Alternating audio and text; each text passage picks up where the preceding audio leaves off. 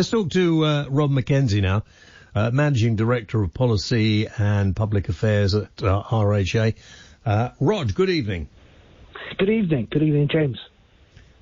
Alex makes quite a good point. Why do they shut the toilets now? Because as far as I understand it, the motorway services are open to a limited degree, aren't they, or are they completely shut now?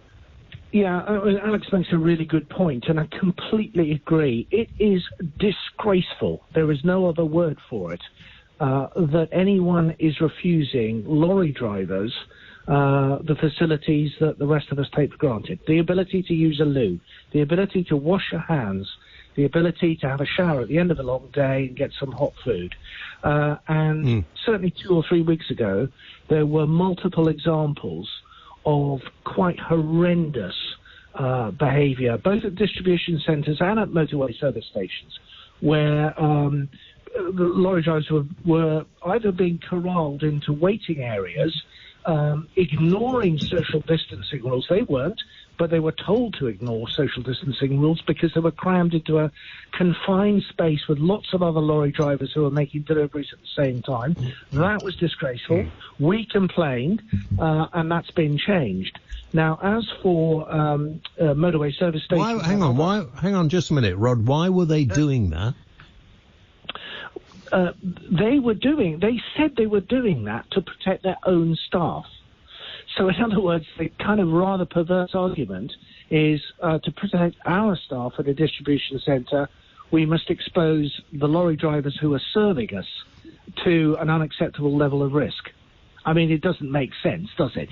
But that was the argument. And of course, when we put the argument very strongly to management, they said, we think you may have a point there, and it got changed. It's infuriating that we should even have to have that conversation, and I'm describing a situation that was particularly bad 2 or 3 weeks ago.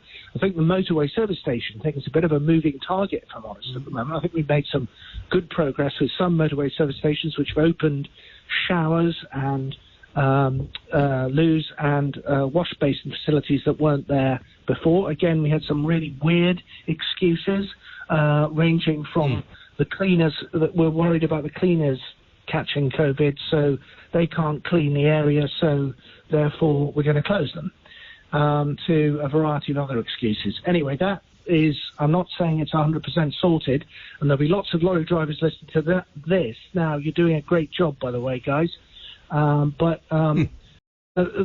keep us posted. We will tackle each one of these instances when we hear about them. Yeah, because they are quite disgusting. Alex, do you want to say anything?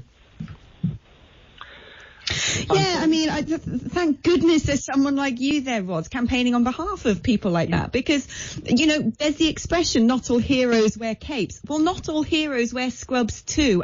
We all value the work the NHS are doing, but I think that there's also a great reason right now to give a shout out to people like lorry drivers, post workers, people on factory production lines. I know a guy who lives a couple of doors up from where my parents are, and he had a heart attack in recent years, but he was still going into work every day to work on a production line because his company had said to him, well, you can go off work, but we're not going to pay you if you do. Thankfully, that situation's been rectified. But if people weren't there in areas such as food production and food distribution and logistics and delivery, the country would grind to a halt. People wouldn't be able to eat. So I think we really do need to pause and take a moment to thank those people as well and make them feel special too.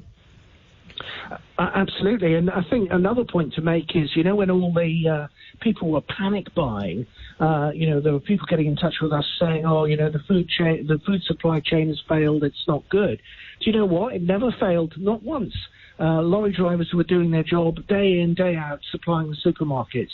It was the consumer who had kind of lost the plot and went out and bought 50,000 toilet rolls. That caused those shortages, and happily that situation has now been restored. But if there are motorways still operating with lorries going up and down them all the time, delivering all those vital things, it's heroic. The government likes to use the word Herculean, and I think that's a good word to use when you talk about the logistics supply industry supplying us with the food, medicine, and everything else we need every day, every moment of every day. I also wonder if there's going to be enough fuel stations open as we go on. I'm sure there will be, but we need to consider this quite seriously, don't we? Because without these guys, and they are, as you say, doing a remarkable job because they're doing a lot more work than they used to, and we need them. I'm wondering if the sort of the ferry ports, and we have a lot of stuff coming in, of course, through Dover, the area where I live, are they going to have any problems there? Well, I can set your mind at rest about fuel supplies. Absolutely no problems reported on that front. And generally speaking, the ports are working at lower capacity than they normally do, but they are working. And importantly, the stuff that we really need, the medicine and the food, is coming in. And I think what's dropped off is some of the women's designer clothes and high street fashion stuff that would be made in places like Italy and the rest of Europe, and would be coming in on the back of a lorry. They're obviously not coming in because the stores are closed. So that accounts for a lot of the drop in volume that we're seeing. But the really important stuff is getting through. All right. Rod, have we good seen to talk to you. I just wanted to ask, Rod, if we've seen areas of the haulage industry having to be furloughed and shut down as a result of lack of consumer spending? Totally. We've got about half the UK fleet standing idle at the moment. And wow. You can imagine that in the food supply chain, they're busier than they've ever been. This is like Christmas plus. And the medical supply chain the same, and supplies of PPE and all the rest of it. But, our industry is very integrated. So you might be carrying, empty tin cans that are going to be filled up with something to somewhere. And then you might be taking actual food products from the factory where they're being filled to a supermarket, for example, to give a very crude example. And some of the backloads that make up literally half of what we do in logistics are empty. So that is an impact.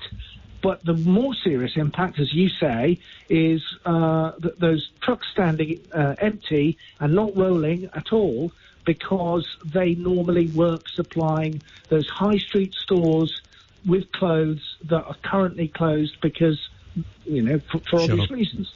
And that's a real worry. And I worry that some of those firms won't be able to restart.